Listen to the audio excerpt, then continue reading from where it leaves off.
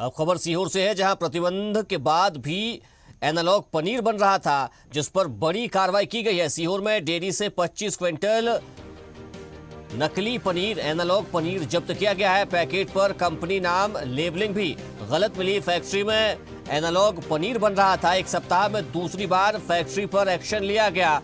सुरक्षा आयुक्त को आज सूचना प्राप्त हुई थी कि यहाँ से सीहोर में यानी नकली पनीर या एनालॉग पनीर का निर्माण एवं विक्रय हो रहा है, जिसके क्रम में आज हमारी टीम यहाँ आई हुई है और मौके पर हमने नमक और शक्कर की उपस्थिति पाई हुई है। हालांकि वनस्पति नहीं पाया गया, तो एनालॉग की संभावना के आधार पर हम लगभग 25 कुंटल पनीर, जिसको एनालॉग मानते हुए हम जब्त कर रहे हैं। जितनी भी डेयरियाँ वगैरह है जिले सीहोर में, लगातार हर तहसीलों में सभी खाद्य सुरक्षा अधिकारी द्वारा कार्रवाई की जा रही है। आप इस सीहोर में आपने इसके अलावा कौन सी फैक्ट्री पे छापा मारा? इससे पहले भी शुद्धम हुआ और हम्बल काऊ डेयरी, न्यू सुपर डेयरी और पवन श्री फूड्स, इन सब डेयरियों पे भी सैंपलिंग की कार्रवाई हुई है।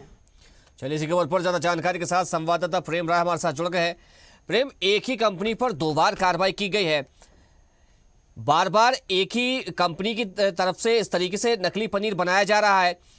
क्या अब कोई बड़ी और कड़ी कार्रवाई की जाएगी कि अब दोबारा ऐसी तस्वीरें सामने ना आए, दोबारा इस तरीके से पनीर का निर्माण ना किया जाए? क्योंकि पहले भी कार्रवाई की गई, फिर दोबारा उसी कंपनी पर कार्रवाई की गई। आखिर बार बार एक ही कंपनी क्यों? कंपनी पे दोबारा कार्रवाई करने का ही रहस्य समझ में नहीं आ रहा है। पूरे शहर में यही चर्चा का विषय बना हुआ है कि मात्र एक हफ्ते पहले जब कार्रवाई हो चुकी थी, 25 कुंटल जो भी पनीर था उसको जब्त कर लिया गया था, लेकिन उसी पनीर को वापस भोपाल की टीम, उड़न दस्ता की टीम आकर एक हफ्ते बाद उसी टीम पर फिर कार्रवाई करती है, तो ये कहीं ना कहीं संदेह की स्थिति में पैदा होता है।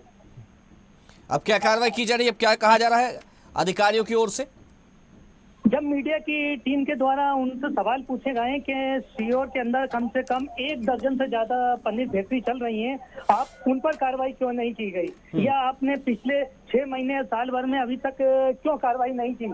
लेकिन कोई भी जवाब देते हुए नजर नहीं आए। बस ये बोला है कि हमने कार्रवाई की है, जांच अभी नहीं आई है। पूछा भी गया कि आपने अभी इससे पहले जिन फैक्ट्रियों पे अगर कार्रवाई की गई है तो उनकी जांच में, रिपोर्ट में क्या आया, लेकिन कोई बताते हुए नजर नहीं आया। जबकि सीहोर अधिकारी से भी हमने चर्चा की तो वो भी अपनी पीठ दिखाते नजर आए।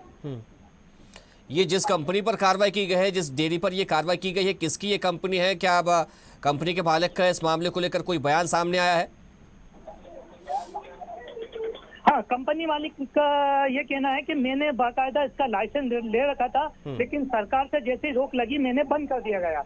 लेकिन मतलब एक हफ्ते पहले जब मेरी फैक्ट्री पर छापा मारा गया तो मेरे को 25 कुंटल जो पनीर था उसको वहीं जब्त करके बोला कि इसको डिस्पोज करना है, तो वो वहीं जब्त करवा दिया गया। लेकिन एक हफ्ते बाद वही पनीर को वापस आकर डबल से छापामारी करके जब्ती करके ले जाने वाली घटना कहीं ना कहीं संदेह के घेरे में आ रही है। नहीं, जब पहले उसी कंपनी पर कार्रवाई की गई तो वहां से जो पनीर जब्त हुआ था उस पर कोई कार्रवाई क्यों नहीं की गई? उसको क्यों वहां से हटाया नहीं गया?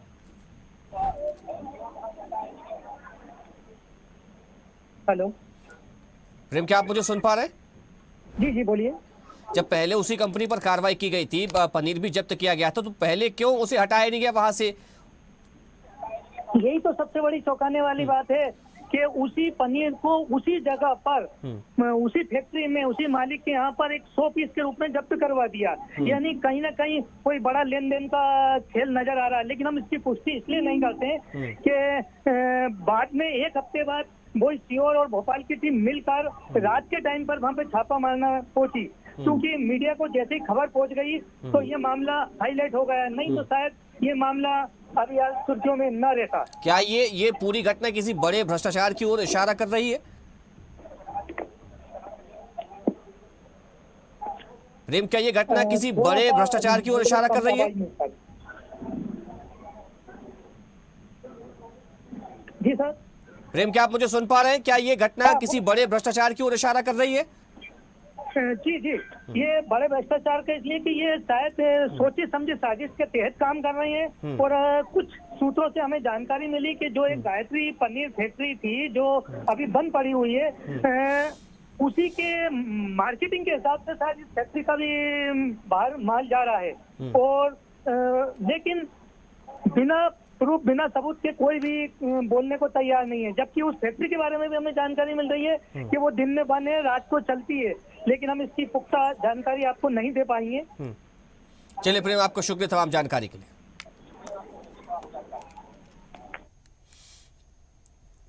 देखते रहिए स्वदेश न्यूज। अगर आप इस वीडियो को सोशल मीडिया हैंडल फेसबुक या इंस्टाग्राम पर देख रहे हैं तो हमें फॉलो करें, अगर यूट्यूब पर देख रहे हैं तो सब्सक्राइब करें और बेल आइकन दबाना ना भूलें।